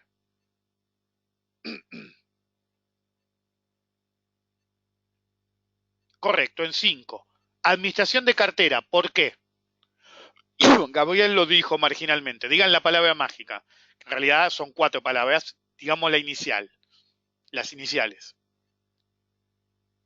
No vean. Un nivel compro bajo. ¿Qué significa? Si siguen diciendo UT, unidad y step es exactamente lo mismo. No, te está yendo de tema. VWAP. ¿Se acuerdan que se los expliqué? No el método de compra. Acá no hay compra fraccional. No podés comprar fraccionalmente. ¿Cómo haces? Si vos sabés que ese es el nivel máximo al que podés aspirar que caiga. Ojalá se vaya a 3. Pero vos comprás abajo de 6, 8. No es compra fraccional, es VWAP. No porque sea el Volume Weight Average Price, sino porque si vos querés comprar a esto, querés comprar abajo como señal de eficiencia de tu técnica. Entonces el promedio tiene que ser inferior para que estés operando eficientemente. No significa que sí o sí va a pasar esto en PGR, pero para mí este es el negocio planteado. Ejercicio de warrants, te doy con un caño, cuando no pueda darte más con un caño o termine el curro, le das con una mierda, ¿sí? Con lo que te quedó. Los warrants son como una opción, son derechos de ejercicio, asimétricos, solamente los tienen los grandes. ¿Ok? Bueno, esto es el negocio que planteó los que ejercen PGR. ¿Qué hace el chiquitaje? Les da la posibilidad de hacer su negocio. ¿Se entendió? Ese es el negocio. Los que siguen queriendo comprar no ven el verdadero negocio. Ya voy a llegar a la hipo, no te preocupes. ¿Ok? Entonces, al final estoy usando este gráfico solo porque este va a ser el gráfico de hipo. ¿Y cómo es el proceso? Acá va a ser 6, 7, acá va a ser 5 y trata de mantenerte lo más abajo que puedas. Cuando hayas cerrado lo más posible, empezás a pagar para arriba para generar un próximo ciclo. ¿Se entendió? Eso es vendo temporal. Vendo director. El director de la empresa o directores tienen información claramente privilegiada. Tienen que declarar las posiciones que tienen. Entonces ustedes pueden conseguir en internet, hay lugares, yo no me acuerdo dónde está en Reuters, uno dice las posiciones de directores y si venden sus acciones o no. Por ejemplo, Zuckerberg, ¿está vendiendo acciones? Sí. ¿Para qué? ¿Por qué? ¿Para comprarse una casa o porque piensa que Facebook se va a hacer mierda? ¿Se entiende a lo que voy? La venta de un director es derrape, pues si no te las quedarías. También tienen la venta, BMA cuenta totalmente, también tienen la venta por Employee Stock Option, para pagar la luz, dicen acá. ¿Qué significa eso? A algunos empleados claves o que entraron en la compañía en momentos clave con bajos sueldos, se le dan opciones de empleado que pueden ejercer solo ellos en periodos determinados de tiempo. Entonces, ponele, a vos te la dieron y es Google ejercer a 10 y vale 1000. Le das con un caño. Pero eso es una categoría extra. El Stock Employee Option o SEO no significa nada. En algún momento dijiste, ya gané mucho. Y está el que te lo ejerce cuando ganó el 10, cuando te ganó el 20, cuando te ganó el 100, cuando te ganó el 1000, cuando te ganó 100.000, cuando te ganó 1.000.000. Y pueden hacerte una movida de venderte director para favorecer compra barata de otro jugador. Correcto, por eso tienen que avisar. El director puede asustar a la gente. No, por ahí te quedaste sin acciones para presionar acá y salen dos directores a decir vendo. O filtran el rumor de ir a la compañía, no sé si le va a ir bien, ¿eh? Snapchat te mete un hipo. Todavía no llega a la hipo. Snapchat te mete un hipo.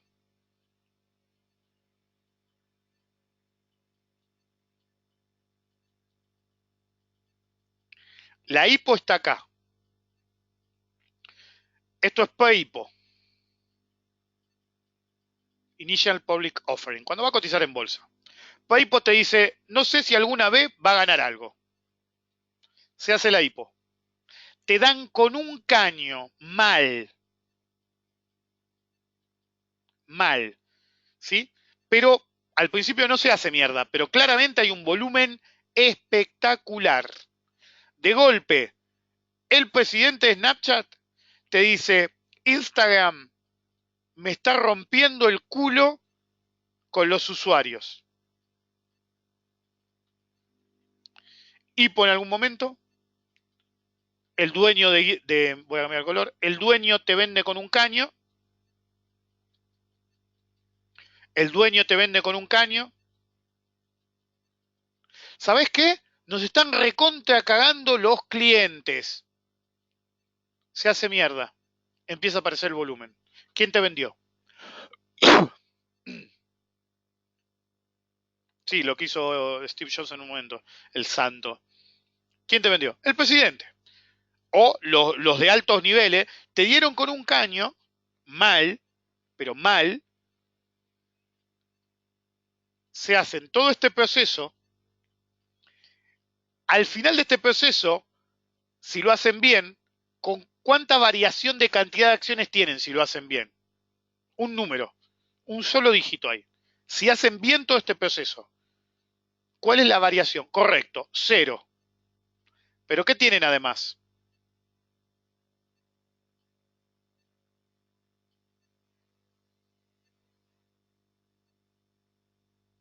¿Qué es esto? Este es el maletín con el signo pesos. La valija, ahí acertó uno. Y se fueron todos con el maletín. Quedaron con la misma cantidad de acciones y se hicieron el ojete. Ahora la hacen volar y después te la tratan de hacer de nuevo y te sacan otra noticia mala. Una y otra vez. En el límite, cuando se funda Snapchat, si desaparece Snapchat, los tipos son ricos igual con tu guita. Si operaste eso. Si Snapchat vuela, mejor. Tengo Snapchat y tengo la guita. No, más compañía no. Guita igual compañía. Una y otra vez. ¿Saben lo que hacen? Le hacen lanzamiento cubierto a la empresa como un todo. De mercados y caños con Rick Decar. Si me acuerdo le pongo eso. Cuando me voy al cajero pongo siempre un comentario.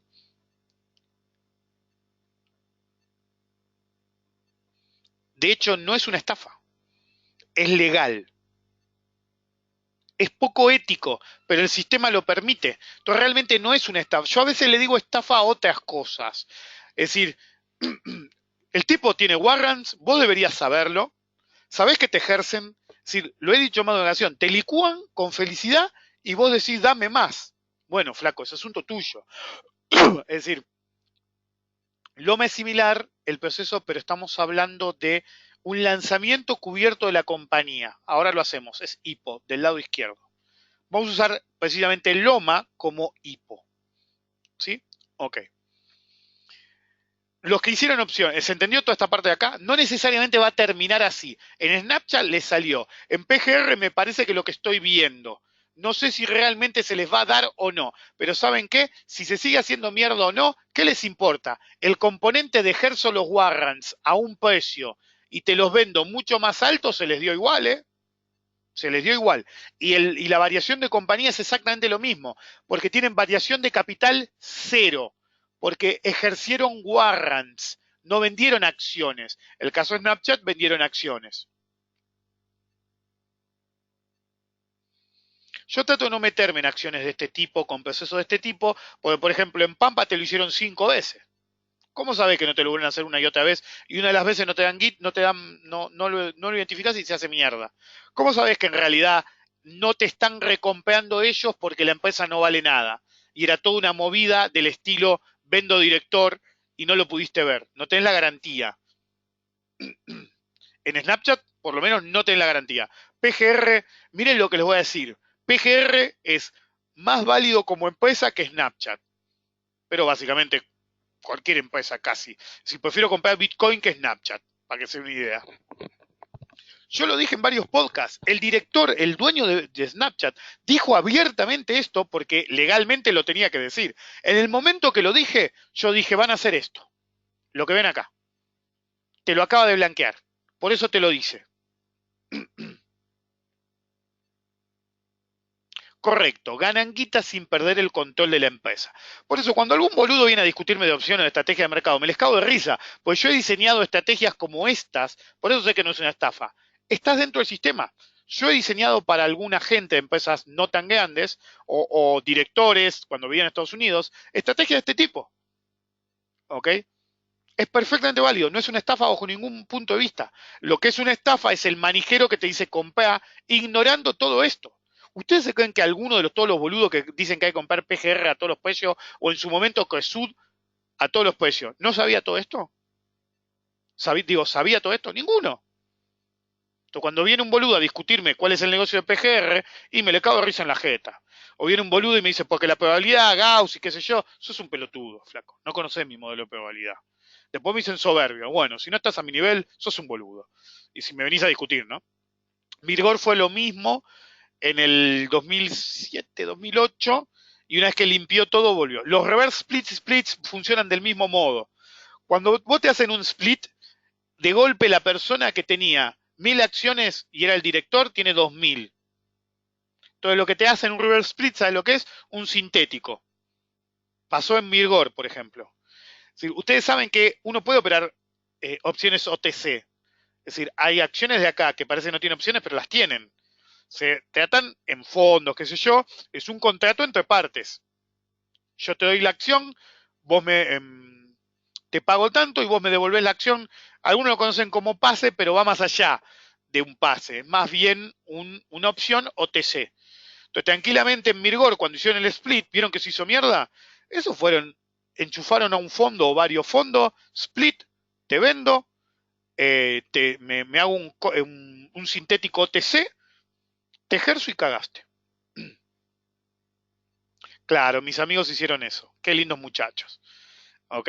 Pero cuando lo hace un tipo, es decir, la estrategia es válida, pero deja de ser válida en dos puntos.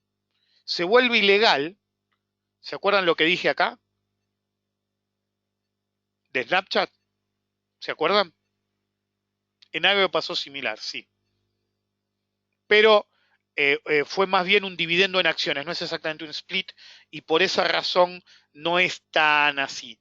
De hecho, algunos clientes míos del split salieron, del dividendo en acciones, salieron ganadores en las acciones y en el dividendo, en las acciones derivadas del dividendo.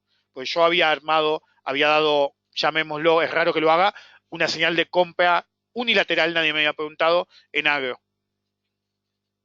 Incluso sin darle bola que iba a haber un pago de dividendos, ¿viste? Básicamente era setup.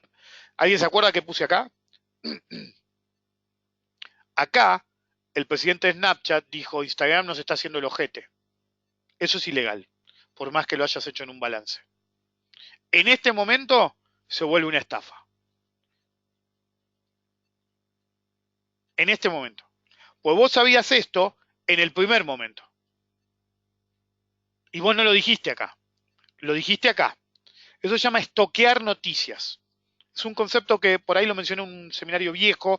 Yo decía en una época con el petróleo, me parece seminarios tan viejos no cargué, pues no se veían bien, o la tecnología era más vieja, qué sé yo. Podría buscar a ver si hay alguno muy viejo, pero básicamente son iguales que el más viejo que van a encontrar, pero alguna anécdota o análisis pues, puntual puede haber diferente. En algún momento dije, el día que quieran que el petróleo vaya para abajo, estaba en 100. Estoquean malas noticias y te las empiezan a escupir para hacer la mierda. Bueno, ahí se vuelve una estafa. Pues estoqueaste la noticia para alargártela cuando te convenía. Se estoquean buenas y se estoquean malas, depende de la dirección. ¿Se entendió? Ok, en ese momento se vuelve una estafa. Uno puede hacer todo esto. Hasta puede agarrar las últimas acciones y presionar para abajo. Pero cuando usa una noticia, es una estafa. ¿Qué es lo que hacían en CESUD, en PGR? La manija. La manija es una estafa. Vos podés tener un institucional haciendo esto y no te voy a decir que es una estafa. Vos tenés un tipo dando manija, diciendo es para arriba, y estás tratando de que más gente te compre lo que vos querés vender porque no tenés suficiente mercado. Y ahí es una estafa. ¿Se entendió? Correcto, como las low cost te rompen el orto en la conferencia de prensa después de los earnings. Correcto. Increíble el nivel de conocimiento que tenés por el... Estoy hace mucho tiempo en esto. Hace un programa de TV. No, no tengo tiempo. No, la verdadera manija no es tanto, si bien hay noticias, es el uso de Internet indiscriminadamente, comunidades, los grupos de autoayuda de Facebook, siempre hay representantes de la manija. Por ejemplo, al último que eché del Tomando con Decar, que lo teníamos claro, crear cuenta como Moise Capital, hablar en foros todo el tiempo, etcétera. Peats, que es un delincuente, es decir, pensar que lo consideraba un buen tipo hasta que vi lo que hizo. Eh, ya van 2 veces que me dice, che, nos juntamos a tomar un café y lo ignoro. Claro, todos de empresas o de gente que está en la pomada del negocio. ¿Sí? ¿Se entiende? Entonces, eh, es como multifacético, pero de bajo nivel, porque no te pueden hacerlo muy públicamente salen noticias, viste el buying case, hay noticias en ámbito financiero, en Bloomberg, en El Cronista en Argentina o en el medio del país que sean ustedes, pero no puede ser muy obvio porque no pueden, no tienen que engañar a la gente de guita. Es más difícil de profesionales de mercado o gente que está en el mercado. La única forma de convencer a alguien como yo, a mí nunca me intentaron porque saben que no va a funcionar, pero alguien como lo de Moise Capital, si algún pibe del mercado o algo así, la única forma de convencerlos es que eh, ya sea en la primera etapa o un poco después, lo metas en el negocio, ¿sí? Los demás están pegados, los demás son ruido, ¿sí? Son cabotaje, ¿ok? Les venden el latito. Sí, Adelmo usó durante años y los presidentes de Pérez Compán usó durante años a Santiago Roca, ¿sí? No sabes el balance que viene, siempre te decía lo mismo. Llegó un momento, a los 5 o 6 años se avivó que era mentira siempre. Siempre le daban los números por 4, 5, 6. Y él caía porque se sentía viste, participado, ¿entendés? Ok. No, que se quede el programa Otaloro, como se llama. ¿Cuánto había ganado? No. Ah, no, no, él dice que no había ganado nada, pero fue justo cuando tenía que abrir la casa de bolsa y es donde tenía que poner las garantías. Según él me dijo, no, para nada, porque las garantías ya estaban. Sí, claro. Hay mucha gente que te da referencias buenas mías. Y yo daba buenas referencias de él, hasta que se mandó la de que fue Come. Es decir, fue muy burdo lo que hizo y se lo dije en persona y en público. No, no. Roca Charts usaba el nombre para colgarse de los huevos de Santiago Roca, que es un periodista de una, es decir, era periodista de Bloomberg, está en esto desde tiempos inmemoriales, desde antes que naciera el delincuente de Lisenberg, que se puso Roca Charts a propósito para que la gente se confundiera. No, la obsesión de ese muchacho con PGR es precisamente, no porque haya invertido, para mí ese pibe no pone un mango, por lo menos en Argentina. El problema, ¿saben cuál es? No dar el brazo a torcer. No me equivoqué, estoy con ustedes, para que no te puteen. Correcto, querían que participara el negocio. El que tuve que vetear, en un momento se quería infiltrar en un grupo de WhatsApp que después terminé rehaciendo yo de clientes que vienen a los tomando, tienen que tener las dos reglas, ser cercanos, y el argumento que le dio a otro chico que controlaba el grupo en ese momento, Agustín, fue, porque yo tengo datos, entonces seguro no te apruebo, flaco. Correcto, cuando pegó la noticia falsa se recibió el ADOI. Probablemente no fue la primera vez que hizo algo así, pero esa vez se recibió el ADOI. Ok, vamos al caso hipo. ¿Sí? Cuando usted tiene una hipo, a usted le dan un rango. En realidad ustedes normalmente tienen segmento competitivo y segmento no competitivo. El segmento competitivo a usted le deja establecer cuánto quieren pagar. El no competitivo, oferta guita y después ve a qué precio compraste. ¿Se entendió? Ahora, no me acuerdo el número exacto, pero creo que Loma en Estados Unidos era 18, 19 y 15 y medio, la verdad que no me acuerdo, ¿sí? Pero digamos que era un piso, un techo, si eran esos números. ¿Qué hace un profesional cuando hace un hipo? Un profesional se anota acá, nunca acá. Y si no se te da, que no se te dé. Yo hice esto, de hecho, cuando salió Google a la bolsa me anoté acá, acá, ¿sí? Creo que el corte fue 80. Yo compré abajo. Después salió la noticia, por ejemplo, Loma, no sé si fue 19, Loma a 19. Bueno, Google a 80, a 80, ¿ok? Bueno, yo compré abajo, pero el precio de corte fue 80. ¿Por qué? Porque es verdad, competitivo o no competitivo, este número es bastante falopa después de la IPO, y en realidad le enchufan a todos. ¿Sí? A veces le dan a todos los que ofertaron, a cualquier precio. Y todos piensan que fue un error. Uy, mirá, a mí me las dieron a 15. ¡Oh! IPO es Initial Public Offering, no es el aviso de suscripción. Es la salida a la bolsa de una compañía. Como las LEVAC, correcto. Corte de LEVAC, tasa 20%, ponele. Y tenés algún conocido que te dice, ¿sabes que me la dieron a 28? ¿Ok? Pero el oficial de corte es 25. ¿Ok? ¿Se entiende? Voy a apagar el aire porque ya está medio fresco acá, como tengo cerrado. Bueno, es lo mismo. Uno siempre se tiene que anotar en el medio. No te sale, que la chupen. Las hipos tienen 3 etapas. En la etapa 1 te dicen, che, vamos a hacer una hipo. Te dan precio de referencia, te damos competitivo, hasta cuántas acciones, etc. Te damos número 2, la hipo en sí, en la que vos vas a no competitivo, como a todo el mundo le insistieron en Argentina, o a competitivo y definís el precio. Algunos delincuentes de Argentina te decían, no, oferta el máximo, no te quedas afuera. Para eso me meto en no competitivo, flaco. ¿Se entiende? Igual, ojo en no competitivo, porque incluso podría superar el precio de referencia. ¿Ok? Te enchufan las acciones al precio que se le canta el culo. Correcto, algunos directamente ni te dejan elegir porque se quedan el no competitivo con ellos. El competitivo, con ellos, se lo quedan ellos. Dale, Gustavo. Entonces te ponen el máximo y se quedan todo el cupo ellos. ¿Por qué? Porque durante la hipo se establecen todas estas cosas y después viene la hipo. Pero hay un tercer nivel. Los underwriters, ¿sí? Los tipos que manejan la hipo, se llaman underwriters.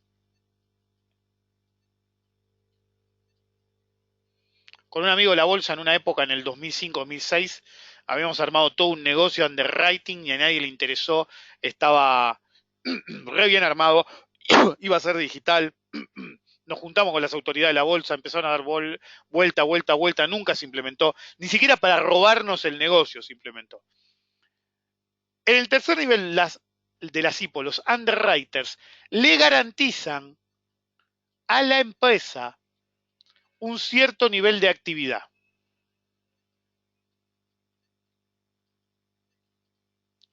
¿Alguien se anima a decir por qué es necesario un nivel de actividad? ¿Y por qué es necesario que presionen al alza como en todas las IPO? ¿Alguien se anima? No es por el volumen en realidad. Tampoco es por el interés. Hay algo clave para hacer la estafa posterior. No lo podemos decir como estafa, pero los muchachos que te ejercen, es decir, Loma tiene 100% de la compañía. Digamos que te vendió, no me acuerdo el porcentaje, te vendió el 10. Pero todos los directores con números mucho más precisos te entran en el tramo competitivo. ¿Y sabes dónde te anotan? Acá. Y te garantizo una cosa, no importa qué precio te dicen que cortó, les enchufan todas a ellos acá. También tienen warrants, también tienen stock employee options. Todos los directores, gerentes de cierto nivel para arriba, te las compran al mínimo posible, ya sea por ejercicio de warrant, por ejercicio de stock employee options o porque entraron en la IPO. Y esos son los tipos que negocian con los underwriters. ¿Y qué te dicen? Flaco, me tenés que garantizar actividad y movimiento al alza. ¿Me siguen? No hace falta que lo hayas visto en una película, te lo cuento yo. Me siguen, perfecto. Y el underwriter dice, ok, es parte del negocio. ¿Y a mí qué me das? Los underwriters son brokers o fondos normalmente. Entonces, el underwriter te dice, ¿y a mí qué me das? Y bueno, ¿viste cómo es esto? Una mano lava la otra, te doy opciones. Entonces, cuando al underwriter le dan estas opciones, le dan un incentivo, pues son derivados. Ponen 2 pesos por esas opciones. Pues tienen que poner dinero, no es que se la dan gratis. Entonces lo que te dice es esto. Te doy 80% cash de tu comisión y 20% opciones a la mitad de lo que deberían valer.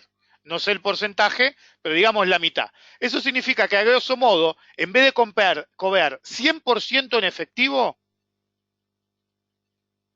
potencialmente estás en 150.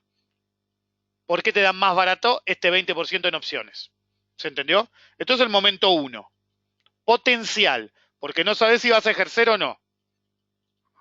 Eso le genera un incentivo al underwriter de que por lo menos suba después del 10 al 20 al 30%. Al ser underwriter, no te convertís en market maker. Sos market maker por definición. ¿Se entiende? No te convertís, sos. Desde el momento 1. Parte del negocio es, haceme el mercado, flaco, ¿eh? Y uno se compromete a una cantidad de días necesarios para darle liquidez y, abiertamente, se los digo, manipular el mercado. ¿Los demás me pueden escuchar? Alguien me dice que se le fue el sonido. Mientras giro para agarrar más agua. Ok. En Habana lo quisieron hacer, pero aparentemente se cagaron entre ellos y no funcionó. Correcto, como pasó con Bima la primera semana. Ese negocio era obvio. Yo, si se acuerdan, lo dije en un podcast, yo como socio de la bolsa podía comprar una cantidad suficiente de acciones para, incluso vendiendo en el objetivo que yo sabía que alcanzaba en un par de días, de 150, yo las compraba a 50. Podía comprar, ganaba 300.000 pesos. Dale, amor. Ganaba 300.000 pesos. Y un amigo mío, que le dije suscribí, el mudo, no iba a suscribir todo. En un momento estuve tentado a suscribir yo y suscribir las de él. Yo le daba la guita, él suscribía, ¿sí? Y eso significaba que íbamos, le ganaba un medio palo a Bima. Como dije, no voy a ser partícipe necesario de una clara estafa, ¿ok? Porque, si bien insisto, esto no es una estafa, ¿sí? No es una estafa, es parte del negocio, ¿sí? Cuando lo hace un institucional se vuelve una estafa, ¿se entendió? Cuando lo hace la bolsa, el mercado de valores, Bima, si lo quieren decir así, automáticamente se vuelve una estafa. No me importa si me la perdí. De hecho, cuando hice el podcast dije abiertamente, como mínimo se va a 150. ¿Ok? Bien. Entonces, el underwriter ahora tiene un incentivo a que suba del 20 al 30 al 40%. ¿Respecto de qué precio? ¿De este, 15,5, o de este, 19?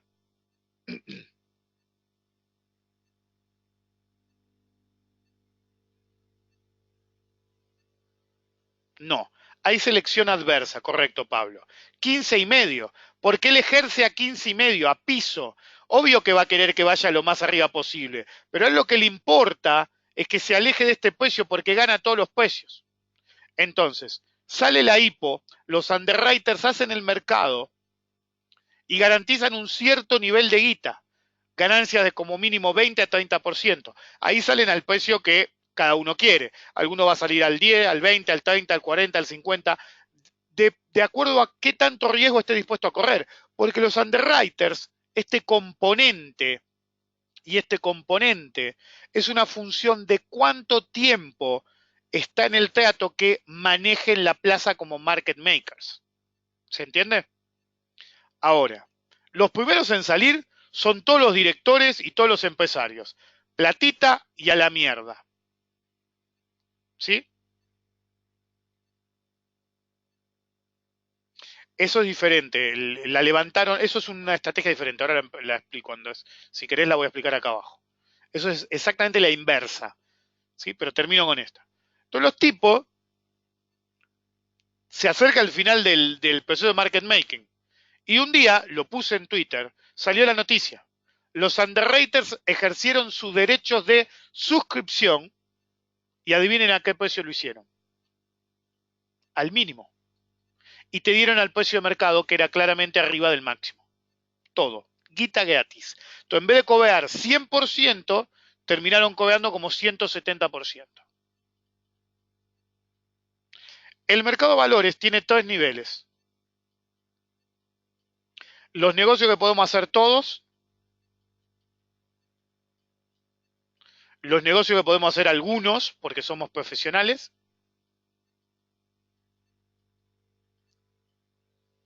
los negocios de las empresas en sí, del sistema, llamémoslo.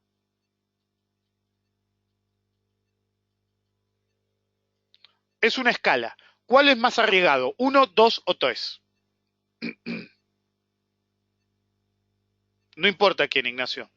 Correcto. 1 es el más arriesgado. ¿Cuál es el menos arriesgado? 3.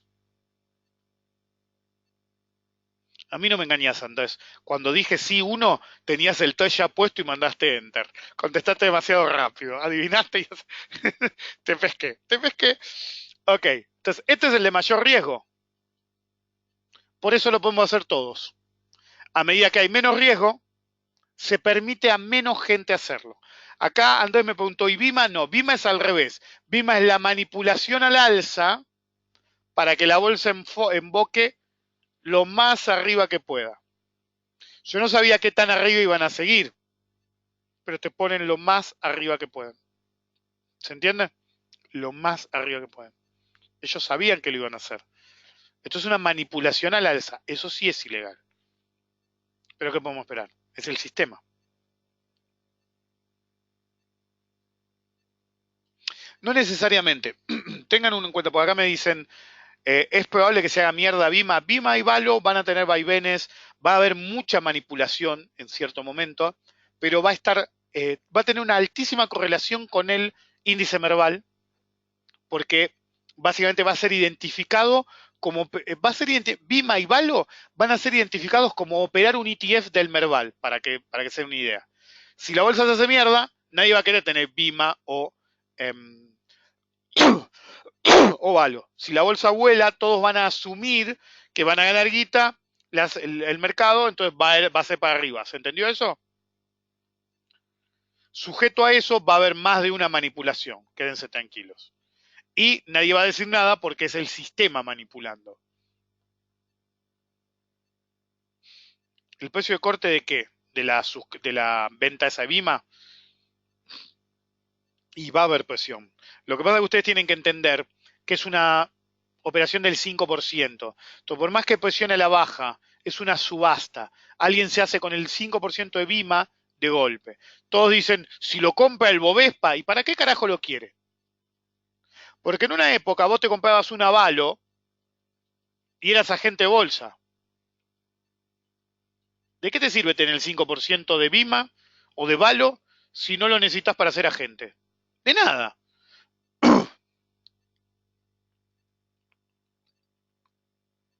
Acá dicen, después del primer día de la campana puede pasar cualquier cosa. No.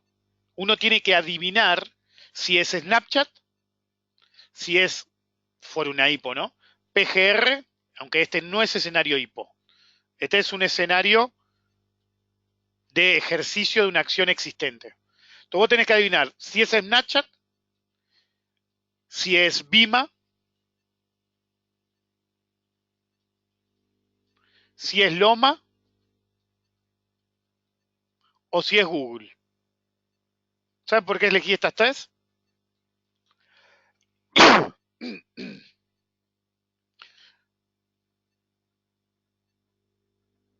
Sí, pero se sabía que iban a manipular. ¿Saben por qué elegí estas tres?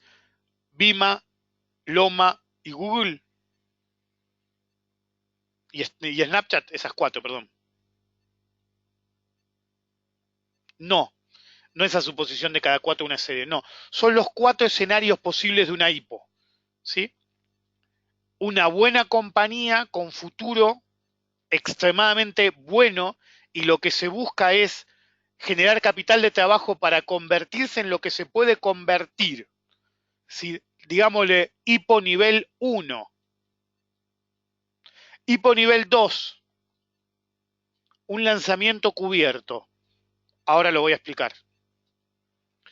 Hipo nivel 3, manipulación institucional. Hipo nivel 4, basura. Son los cuatro tipos de hipo posibles. En las cuatro usás el mercado de capitales para lo que es, pero lo haces particularmente en Google, es correcto, sí.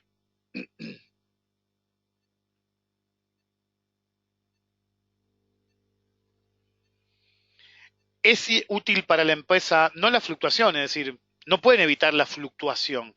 Si para la gente de Google se pudiera, subiría todos los días, ¿ok? Pero no va a pasar. ¿Se entiende? Ok. ¿Por qué Loma es un lanzamiento cubierto? ¿Alguien se anima a decirme? En todo lo que les describí, básicamente les demostré que si bien perdían un porcentaje del control del capital, ¿sí?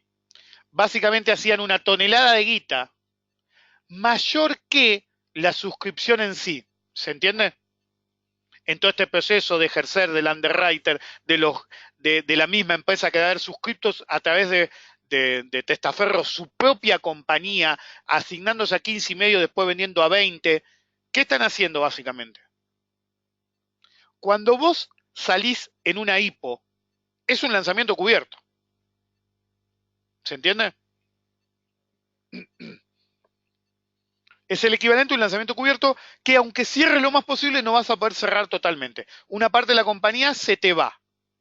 ¿Me siguen? Hay un pedacito que se te fue. Ok. Pero vos querías, en el caso de Loma, hacer una planta nueva de cemento, creo, o ampliar una. Para eso necesitabas, digamos, por decir un número, 200. Con todo esto, en realidad conseguiste 400. ¿Qué son estos 200? Sobeantes. Una ganancia extraordinaria, que ya sea por dividendo, por reinversión o lo que sea, beneficia a todos los accionistas. Pero el accionista que opera en el mercado no se va a quedar ese 20% o lo que sea por el resto de su vida. Esto sí. ¿A quién beneficia más este excedente y este lanzamiento cubierto? ¿A este 80% o a este 20%? Sujeto que esos sean los números. Yo hice números rápidos, no me acuerdo los detalles de la suscripción. ¿A quién beneficia más? ¿Al que se la queda por siempre o trabaja en la compañía? ¿O al que opera esporádicamente? Al mayoritario, totalmente.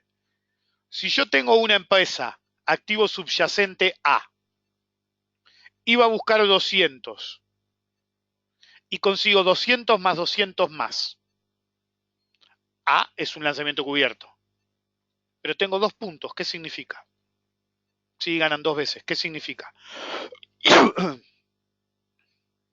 Hay una forma simplificada de decirlo, aunque no es del todo exacta. Apuesto a que si alguien me lo contesta, me va a contestar eso.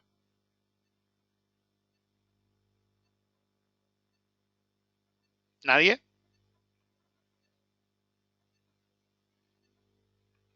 Es un lanzamiento cubierto fraccional.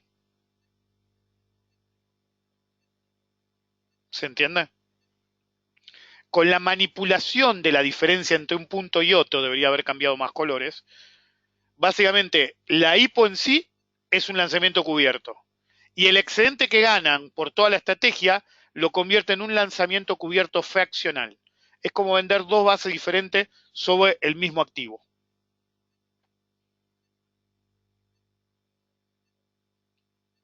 Si quieren avanzar un poquito más, ¡boom! Si quieren avanzar un poquito más, de hecho, técnicamente hablando, no es un lanzamiento cubierto fraccional.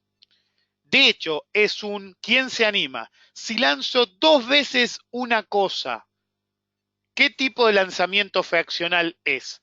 Que más bien, ¿qué tipo de lanzamiento cubierto es?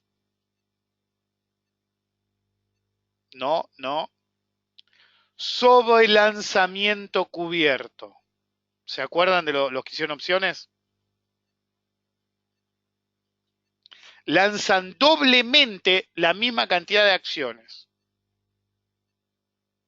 Si algo sale mal, no importa, porque ustedes son los que tienen las acciones.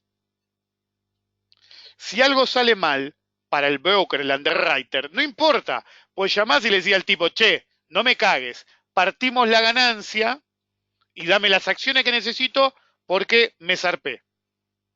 2 por 1. Sobre lanzamiento, que implica, boom, como dice Alberto siempre, y en realidad hicieron un radio. 1 por 2. No 2 por 1 como puso acá Claudio. Se dice 1 por 2. La parte de la IPO, no toda la compañía, la vendiste 2 veces. Una vez la recompraste. Básicamente, una vez la lanzaste y la otra vez lanzaste, no te ejercieron y vendiste. Los que me conocen más saben que cuando estudié en Estados Unidos no hice economía nada más. Eso era soporte y resistencia, amigo, fíjate dónde caímos, dice Alberto. Yo hice doble título. Mi otro título, los que más me conocen lo saben, es finanzas corporativas. Mis profesores finanzas corporativas estuvieron entre el primero grupo de gente. Vieron que a veces me dice, Rick, usted es diabólico como los Simpsons. Bueno, mis profesores de finanzas corporativas, todos, como yo también era ayudante, me conocían todos, decían que yo era maligno, evil. You are evil, Paulucci, me decían. A mí solo se me ocurrían estas cosas. Evidentemente no a mí solo, ¿ok? Pero para que vean. No sé qué tiene que ver con AT, pero... Y bueno, alguien me preguntó cómo era la hipo, porque acá tenía que ver con AT, ¿sí? El tema de cómo las resistencias se volvían soporte, ¿ok? Y lo expliqué en términos de Snapchat y de PGR. Pero cuando me preguntaron de la hipo, me preguntaron de la hipo. Augusto fue el culpable, me dice acá. Y Andrés creo que también. Modo babosa es así, puedo terminar hablando cualquier cosa. Esto era un charlas con Descartes de 2 horas que terminó en el seminario de análisis técnico. Lo colgaría en la pared. Nos fuimos a la mierda, totalmente. Y son 904. Así que hoy avancé unas cuantas diapositivas. A ver si ahí voy a borrar, ya que ya está todo lleno. Veíamos el volumen. ¿Se acuerdan que yo dije en el volumen? Vamos a verlo después. Tenía razón. Estoy aplaudiendo anda el cajero. Sí, ya le iba a decir. Mira Twitter. Supongo que hay corazoncitos, pero en GoToWebinar no los puedo ver. La edición pasada, mira Twitter. A ver. Paren que miro Twitter. What the fuck. Después lo comento. Evil de Car. Como Evil Ash en Army of Darkness. No, no pasó algo así, pero me iba un poco de tema. Antes me iba de tema después de horario, porque no era tan método babosa todavía. Ahora que hago todo y que salga lo que salga. Es decir, que en realidad que dure lo que dure. El seminario es empezando a conocer el mercado de capitales by Evil de Car. Pero fíjense, ¿qué me llevó a todo esto? Esto. Un soporte que se volvió resistencia, o si lo prefieren, una resistencia que se volvió soporte. Esto me llevó a una clase más bien de finanzas corporativas de alto nivel sobre cómo manipular el mercado legalmente en etapa 1 y después los de PGR te hacen la etapa 2. Una vez que llegaron acá y recompraron todo, hasta te compran de más o compran warrants o compran cole o te hacen una suscripción con warrants y cole y después te hacen este proceso. Y después nos llevó a los escenarios HIPO en este caso. El método babosa es eso. Por eso cuando uno me dijo, che, lo hace, anda a cagar. ¿Cómo fue Claudio? Anda a cagar. Si adquirimos el pack de Black Friday, desbloquea los seminarios de estancia de más de 6 meses en el grupo de asesoramiento. Sí, si es el asesoramiento Black Friday, sí, obvio. Cualquier pack de cualquiera que esté 6 meses o más, ya sea pagando todo o por tiempo, en el grupo automáticamente se le libera todo. En el pack, obvio. Mañana veo los videos. Dice Claudio. Voy a parar. ¿Hay alguna duda o algo que quieran que aclare de todo lo que vimos hoy? Si no, para la grabación contesto un par de preguntas. ¿Alguien más me había dicho lo de asesoramiento, qué sé yo? No hay problema. Por privado de Twitter, por mail. Ok, voy a parar la grabación porque no voy a hablar. No sé si tengo duda. Dicen.